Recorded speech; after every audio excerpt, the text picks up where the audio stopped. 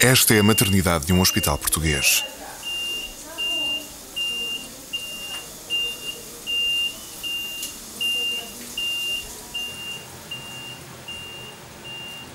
Estão várias mulheres em trabalho de parto.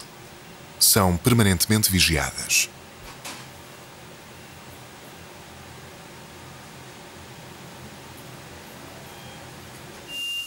João nasceu com 1,43 kg às 30 semanas de gestação.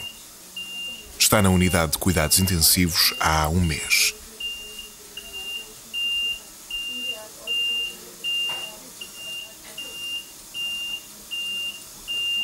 Ana tem 31 anos. Vai entrar no bloco operatório para fazer uma cesariana que está programada há semanas. Ana já nasceu num hospital, mas a sua mãe ainda nasceu em casa. A taxa de mortalidade infantil em Portugal é atualmente muito baixa, uma das melhores do mundo. Morrem cerca de 3 bebés por cada 1000 que nascem. A mortalidade materna quase desapareceu.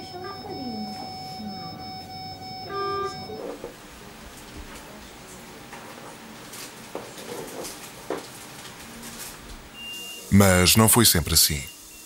Há 50 anos, em 1960, Portugal era o país da Europa com a mais alta taxa de mortalidade. Nessa altura, morriam cerca de 77 bebés por cada 1000 nascimentos. Como chegámos até aqui? O que é que foi preciso mudar para estarmos hoje ao lado dos países mais desenvolvidos? É esta a história que vamos contar.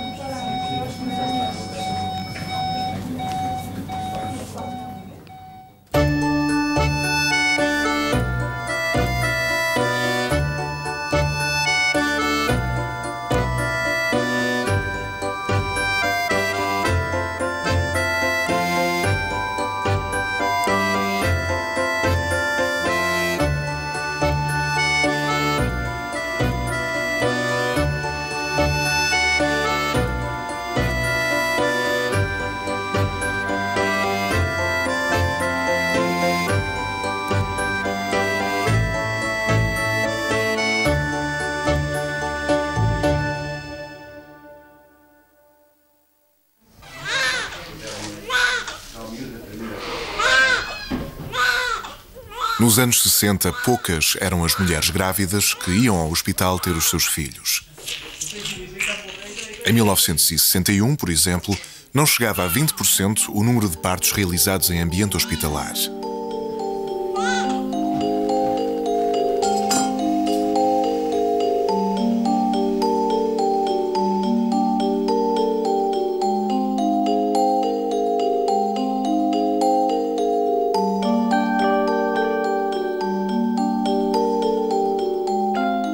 A grande maioria nascia em casa, com a ajuda de vizinhas e curiosas, às vezes da família. Nasciam muitas crianças, mas mães e filhos morriam em grande número. Raras eram as famílias que não tinham na sua história esta realidade triste.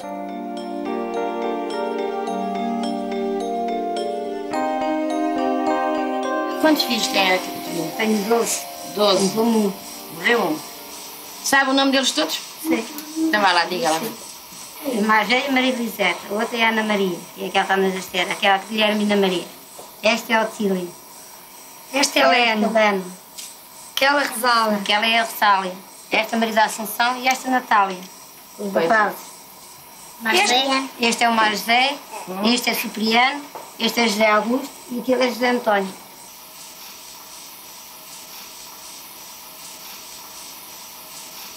Bem, até o que morreu tinha quanto? O menino que fosse tinha 13. 13 anos. E morreu com quantos? Com 8 meses.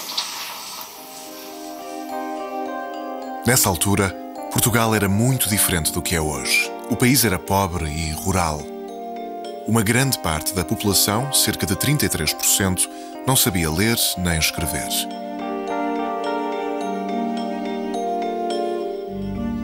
Vivia-se em ditadura. Havia censura e a polícia política vigiava a oposição ao regime. O país estava em guerra nas colónias há já vários anos.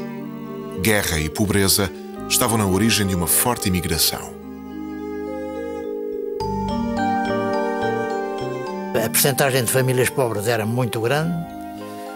A distribuição dos cuidados básicos de higiene eram muito limitadas, quer em casa, quer na distribuição de água, quer nos esgotos. O que predominava nessa época eram doenças infecciosas instaladas em crianças malnutridas, o que significava que a situação era explosiva de contágio, nomeadamente a diarreia, que era o nosso flagelo. Claro, resultando disto tudo, era uma taxa de mortalidade infantil muito elevada, do nível dos maiores da Europa e equivalentes aos que hoje existem nos países do terceiro mundo.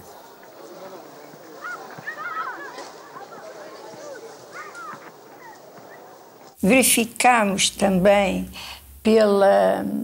pelas causas de morte da mulher, que as principais causas eram ou a hemorragia ou as complicações do aborto. O aborto era de facto muito frequente e causava mortes, era uma das principais causas.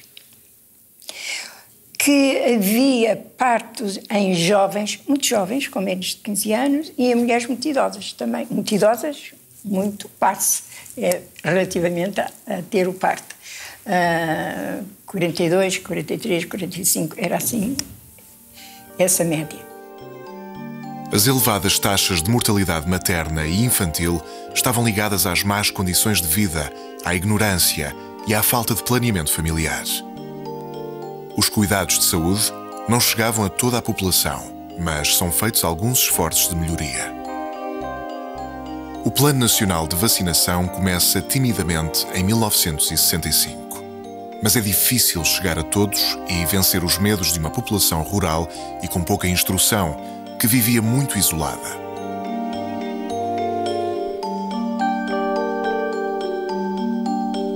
A Associação para o Planeamento da Família é oficialmente criada em 1967, mas é olhada com desconfiança por setores da Igreja e do Governo. Portanto, dentro dessa saúde materna e de planeamento familiar, há uma médica para lhes dar consulta e há enfermeiras para lhes dar um bocadinho de ensinos e ajudá-las não a reduzir os nascimentos, mas a controlá-los. Introduziu-se, e digamos que clandestinamente, atividades de planeamento familiar. Tentámos que o planeamento familiar, fazer o espaçamento das gravidezes. Era clandestino, como digo.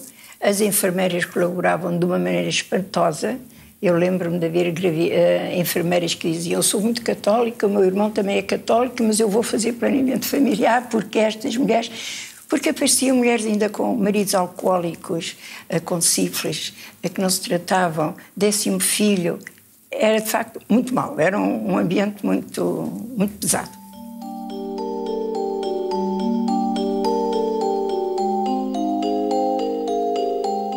Não me lembro de se dar a pílula nos anos 60. Muitas vezes era através do período menstrual. Nós dizíamos, quer dizer, fazíamos mais ou menos um estudo com elas, que dava mais quando elas eram mais certas na ovulação, e nós fazíamos ali umas continhas, fazíamos ali com elas e estávamos sempre muito em cima do acontecimento.